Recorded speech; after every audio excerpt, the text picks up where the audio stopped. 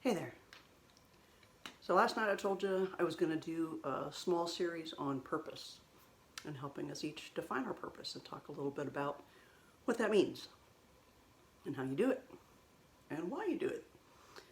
So last night I reminded us all that we are each unique, uniquely created individuals.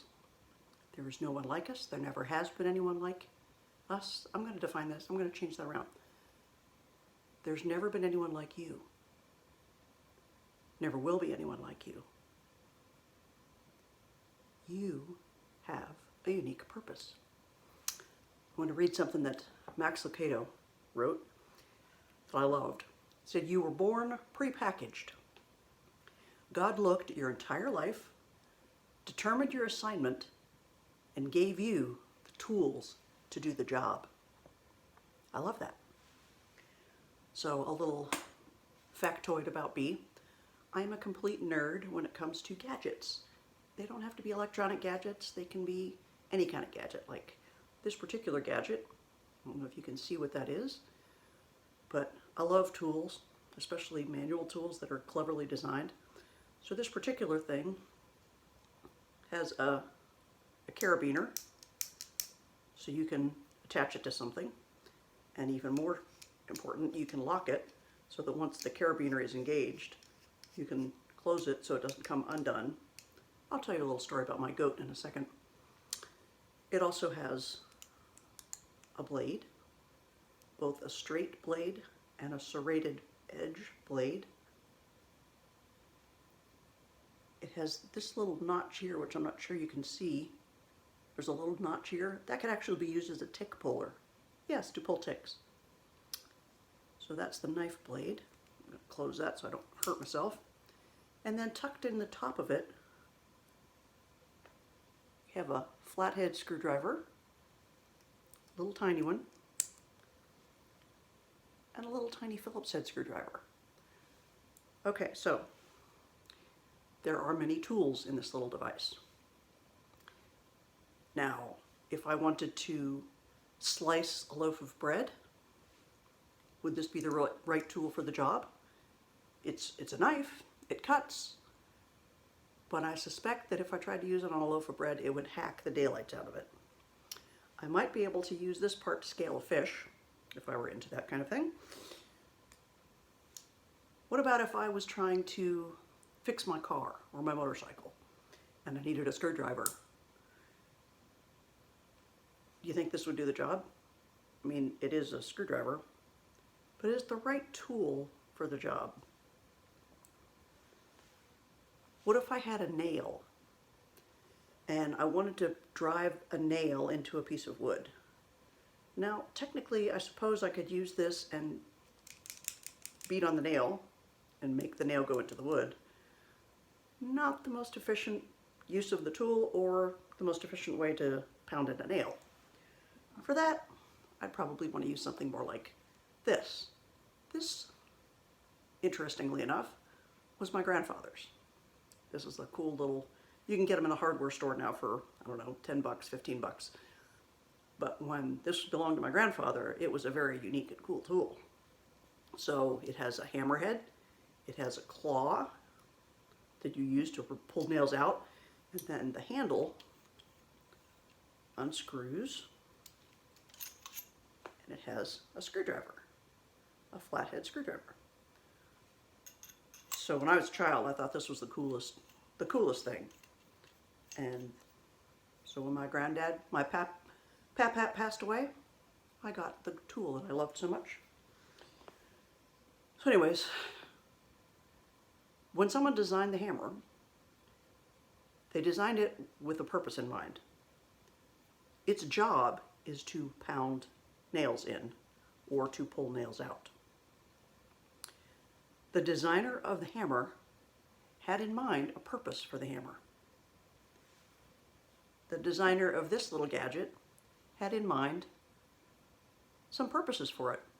The little tiny screwdrivers, they'd be great for, you know, tightening small screws and small things that were easy to get to. Likewise, the knife, great for cutting, you know, cutting open boxes or maybe cutting a small, tiny branch, or maybe whittling a stick for a campfire. The carabiner, its greatest design, I gave one of these to my husband. He hangs it on one of the things on his wheelchair, so he always has some kind of a tool handy for opening up mail or opening up a box or tightening something that's gotten loose. And the carabiner attaches it so it's easy to get to. Now, would I want to climb a mountain using this carabiner? Probably not. Not if I wanted to live. Okay, I'm going to tell you my goat story real quick. Nothing to do with, well, it kind of has to do with purpose. So we used to raise dairy goats. And my goat, his name was Valentino. And when we got the goats, we got them as they were babies and we raised them. But we made collars for them out of these plastic like plastic chain that you buy at the hardware store, buy a big huge length of it and then just cut it down to size for each of the animals. And then you'd hang a bell so you could always tell where the goats were. You could hear their bell ringing. Well, when we attached the bell to the chain, we used these little, like a U-clamp thing.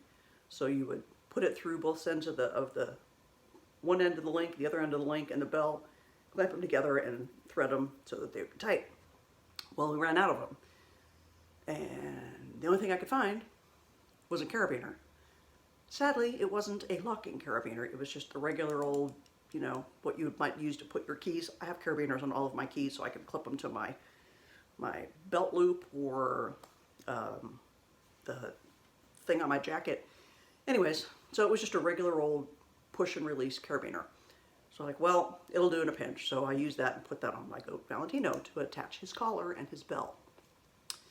Well, one morning when the boys went down, our sons, when they went down to feed and water the goats, my younger son came up and said he couldn't figure out when he went down there why Valentino didn't come running like the rest of the goats. He was just standing next to the fence. Bless his heart, this poor little goat. He had apparently rubbed up against the edge of the fence, and when he rubbed, his collar rubbed up against the edge of the fence, the carabiner rubbed, and the clip released, opened up, and then attached itself to the wire of the fence. So the poor little guy was standing there clipped to the fence for a little while until he was freed by my son. So that was the poor use of the tool. The whole point of this is, you were designed for a purpose, and you were given the tools that you need and the gifting that you need to fulfill the purpose you were designed to fulfill. So the question becomes, how do we figure out, how do I know what my purpose is? Well, the first thing to do, step one, is going to be, what are you good at? I mean, what are you really good at? Like, what are you better at than just about anybody else you know? And it might be something really obscure. It doesn't necessarily have to be something that everybody in the world would notice. But there isn't a single person alive who isn't good at something. I believe that to be totally true.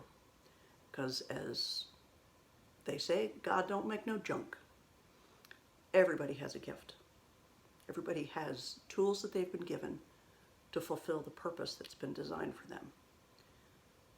So the first step for you to take, your first homework assignment, if you will, for this first lesson on purpose is take a few minutes and sit down and write down a list of the things that you're good at. Mind you, not just the things that you think you're good at, but things that other people have told you that you're good at. Just to help verify and validate that, you know, you've seen those American Idol programs where people try out thinking that they're fabulous singers and they're like, no, you can't sing. Or America's Got Talent. They think that they're funny and they're not, or they think they can dance and they can't. So anyways, make sure that in your list, things that you believe you're good at, and maybe have a friend look at it and help fill in some things that maybe you didn't think about, that they know you're good at, that maybe you didn't recognize. So that's going to be your first assignment in figuring out what your purpose is. One element of identifying your purpose is figuring out, what are you good at? What are you really good at? And that's going to be step one. Tomorrow, we're going to talk about passion. What are you passionate about? We'll talk a little bit more about that tomorrow, but we're going to combine those two things. And I think this is probably going to be a 3-part series. So this was part 1 about figuring out my purpose, and it's identifying what you're good at. So that's all for now, and I hope you have a great night or a great day, depending upon when you watch this. And take care. God bless.